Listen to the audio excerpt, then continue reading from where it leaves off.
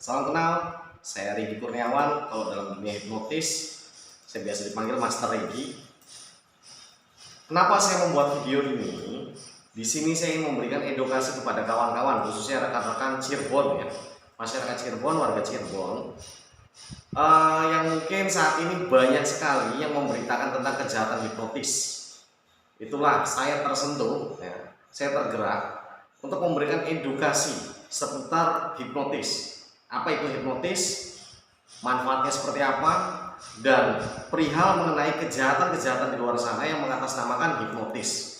Apakah betul itu hipnotis atau hanya penipuan, pembodohan, keteledoran, dan bujuk rayu? Nah, ini perlu dipahami. Karena saya yakin kawan-kawan, pada dasarnya kita semua tidak mau tertipu, tidak mau terbodohi, tetapi karena hal-hal tertentu yang akhirnya menyebabkan kita terbodohi dan tertipu. Tetapi yang uniknya, segala sesuatu hal yang berhubungan dengan penipuan, dengan kejahatan-kejahatan yang memanipulasi, ya, bujuk rayu, itu selalu dihubungkan dengan hipnotis. Di sini pertanyaan, apakah betul itu hipnotis atau bukan? Oke, sebelumnya saya ingin memberitahu dulu, apa sih hipnotis? Nah, ini biasanya saya mengajarkan hal ini, memberikan informasi ini dalam kelas pelatihan. Karena perlu kawan-kawan tahu, saya adalah seorang trainer hipnotis, ya, tukang hipnotis, ya, tukang hipnotis bro. Ya, jadi ketika banyak postingan-postingan berkaitan dengan hipnotis, saya kena hipnotis, gelang saya hilang dan sebagainya, saya sebagai tukang hipnotis merasa tersenggol. Ya, itulah di sini saya akan memberikan edukasi. Biasanya saya memberikan hal ini di kelas-kelas pelatihan saya dan berbayar bro, tapi di sini saya berikan edukasi ini gratis untuk Anda. Hipnotis, ya, ada hipnosis, ada hipnotis. Apa hipnosis dan apa hipnotis? Hipnosis adalah ilmunya. Hipnotis adalah orang yang memiliki atau yang mempraktekkan atau yang mengaplikasikan keilmuan hipnosis disebut hipnotis. Sama halnya seperti alat musik kayak gitar, orang yang memainkan gitar disebut gitaris. Paham sampai sini ya? Tapi karena di Indonesia orang biasa menyebutnya hipnotis, maka ya sudah menjadi bahan sebutan umumnya hipnotis. Padahal nama ilmunya adalah hipnosis. Lalu apa itu hipnosis sendiri? Hipnosis kawan-kawan yang mungkin selama ini kawan-kawan berekspektasinya, ya, mendefinisikannya selalu dihubung-hubungkan dengan hal-hal goib, mistis, klinik, ilmu hitam, pakai jin, ya, dan sebagainya. Tapi yang perlu kawan-kawan pahami, hipnosis tidak ada kena-mengena sama sekali dengan hal-hal mistis, dengan hal-hal klinik, maupun menggunakan mantra atau bantuan-bantuan makhluk halus.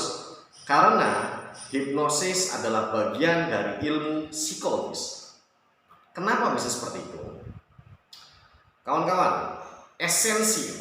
Sebelum kita membahas esensi, saya akan membahas dulu tentang apa sih arti dari hipnosis. Hipnosis adalah, simak baik-baik, hipnosis adalah sebuah seni berkomunikasi, baik secara verbal itu dengan kata-kata kalau yang nggak paham ya, verbal atau non-verbal. Seni komunikasi nonverbal tanpa kata-kata.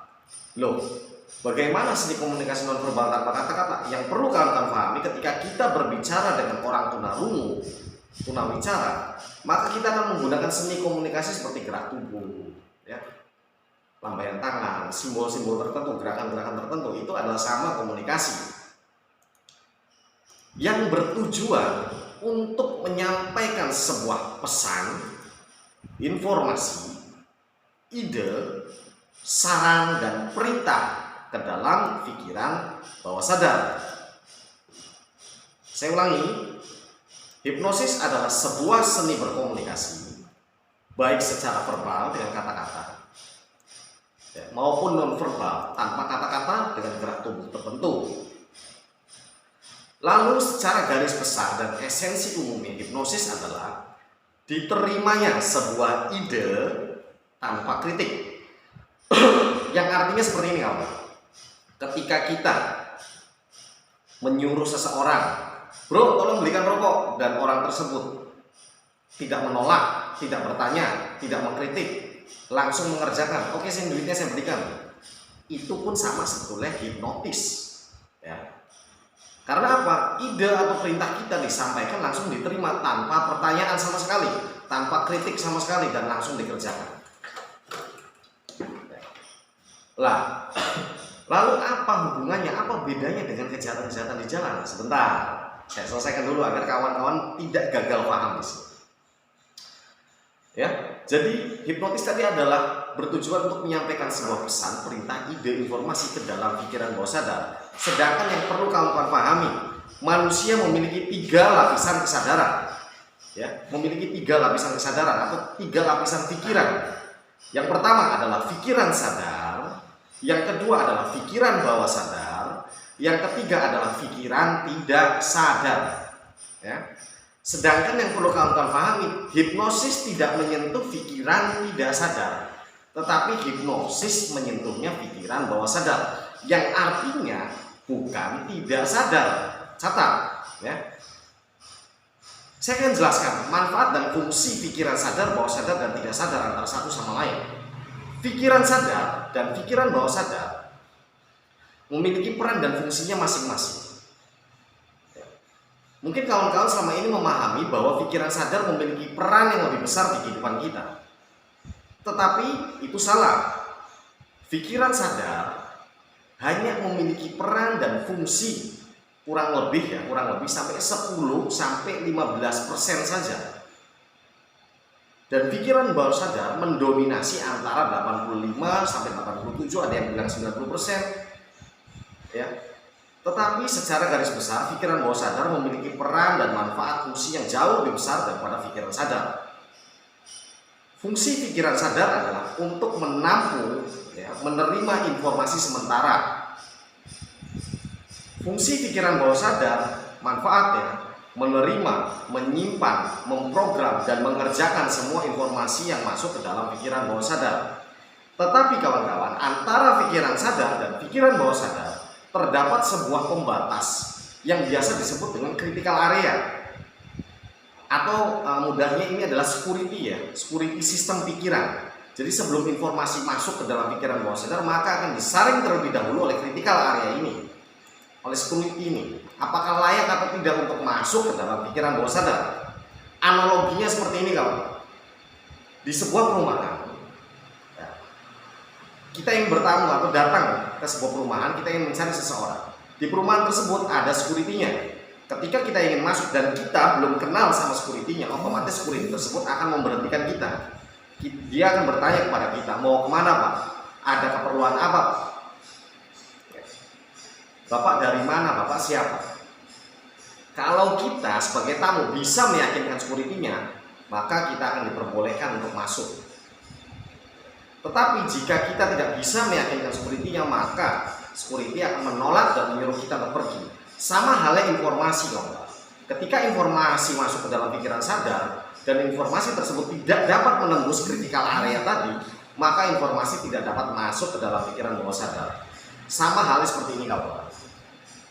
Saya bertanya kepada kawan-kawan yang perokok, ya. Perokok, saya yakin perokok di seluruh dunia, termasuk saya, menyadari bahwa rokok itu tidak baik untuk kesehatan.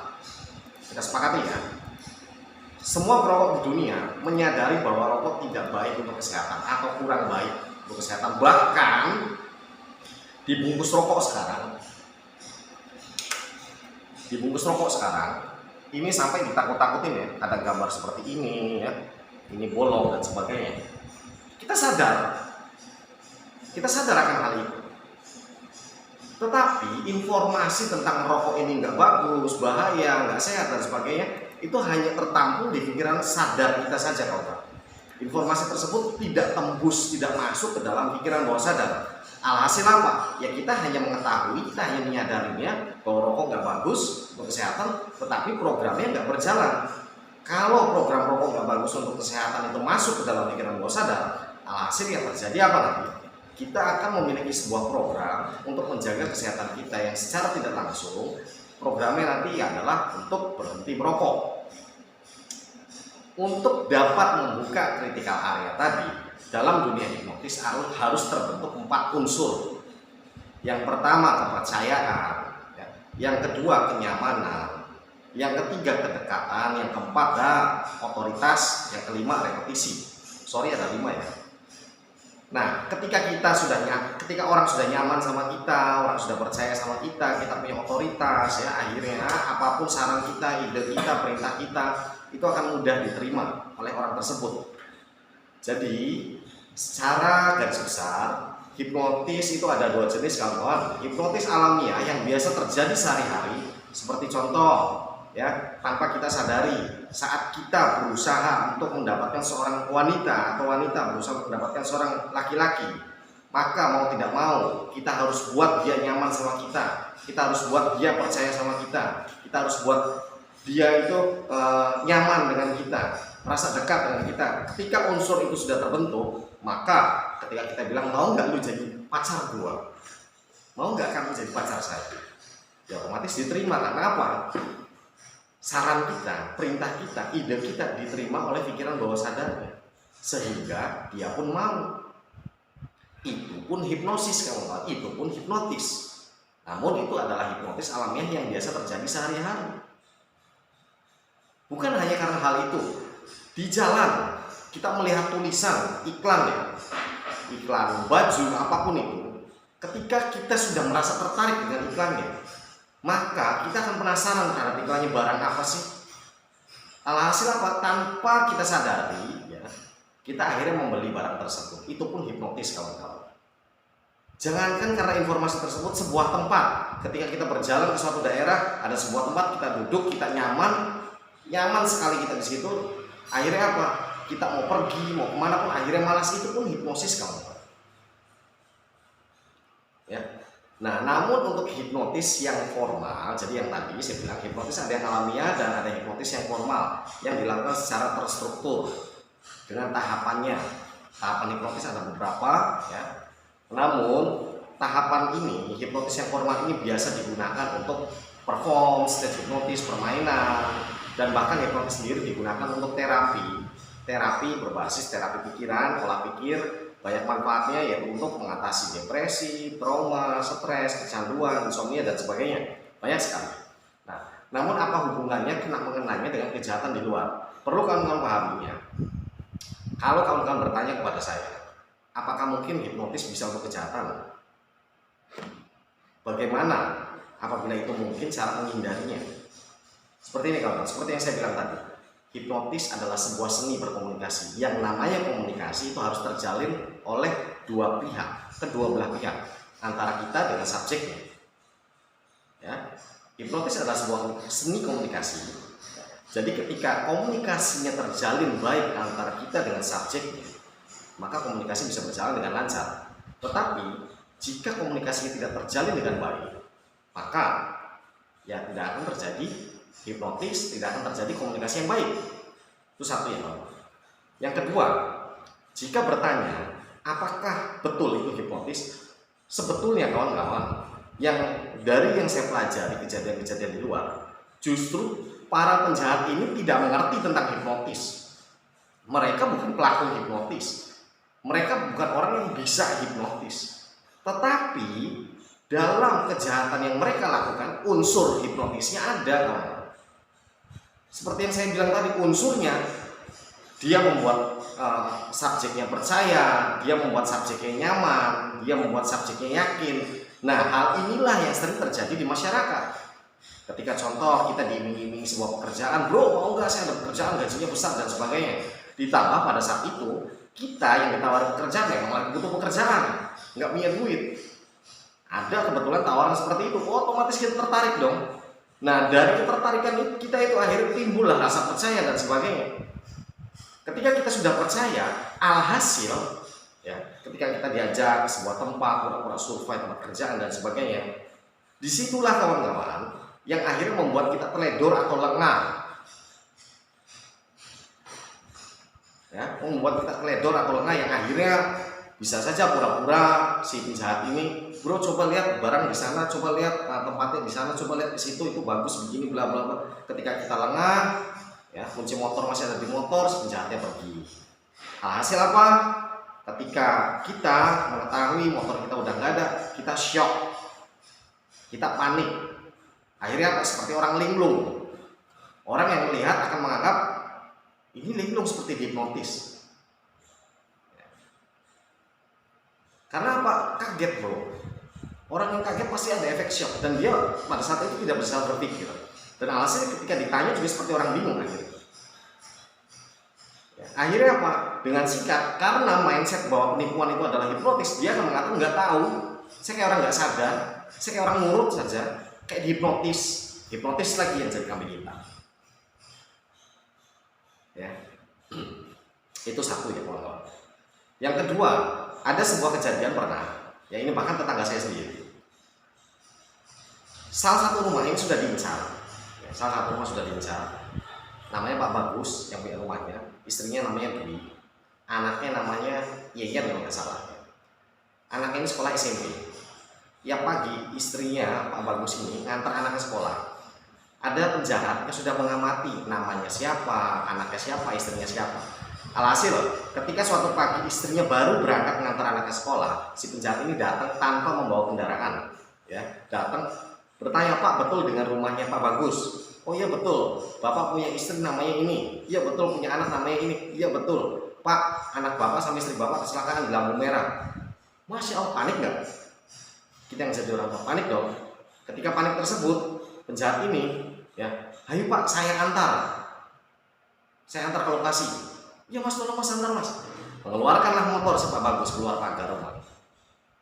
Ketika sudah di luar pagar rumah, baru mau menyalakan motor, si penjahat bilang, Pak, Bapak lagi panik, biar saya aja yang bonceng, saya aja yang nyetir, Bapak bonceng di belakang. Takut kenapa-napa nanti jalan. Baru mau jalan, si penjahat bilang, Pak, bawa KTP istri, kakak, dan sebagainya. Takutnya nanti udah dibawa ke rumah sakit biar Bapak nggak bolak-balik. Nah, disinilah kawan-kawan, ketika Pak Bagus masuk ke dalam rumah, balik lagi ngambil KTP, orang yang masuk motornya dibawa pergi. Ketika keluar, syok melihat motor gak ada. Panik sudah. Akhirnya ketika ditanya sana sini, dia kayak orang bingung, kayak orang linglung. Akhirnya membuat persepsi publik masyarakat ini dihipnotis nih. Dia pun mengasumsikan akhirnya seperti itu. Gak tahu, saya nurut aja, kayak orang dihipnotis. Padahal kenapa saya nggak telepon dulu istri saya kan bawa HP. Tetapi kawan-kawan, ketika kita dalam keadaan panik, kita tidak akan dapat berpikir rasional, sehingga kita mengambil keputusan-keputusan yang salah. Nah, disitulah kesempatan untuk masuk. Sebetulnya si penjahat ini tidak mengerti tentang hipnotis, tetapi unsurnya ada. Dalam kejadian tadi unsurnya adalah sebuah kepercayaan. Ketika penjahat menyebutkan istrinya ini, anaknya ini, otomatis akan membuat si suami merasa yakin, kan, percaya. Oh iya, itu betul anak saya. Oh iya betul, sedang naik sekolah naik motor ini. Percaya, kan? Ketika sudah percaya, akhirnya informasi selanjutnya pun dapat dipercaya. Nah, inilah yang terjadi di masyarakat, kawan-kawan. Iming-iming hadiah, ya, iming-iming pekerjaan, membuat kasihan, dan sebagainya. Dan perlu kawan-kawan pahami, seperti tadi yang saya bilang, pikiran manusia itu ada 3, sadar, bawah sadar, dan tidak sadar. Sedangkan hipnotis ini berada pada pikiran bawah sadar, bukan tidak sadar. Justru orang yang tidak sadarlah yang tidak bisa dihipnotis. Seperti orang dalam keadaan tidur normal, orang tidak bisa dihipnotis. Orang dalam keadaan koma, orang tidak bisa dihipnotis. Orang gila, yang gila kesadaran tidak bisa dihipnotis. Karena apa? Sudah bukan ranahnya seorang hipnosis atau hipnotis. Ya. Orang berada di pikiran bawah sadar bukan tidak sadar, kawan-kawan. Tetap sadar, bisa mendengar, bisa menyadari, dan sebagainya.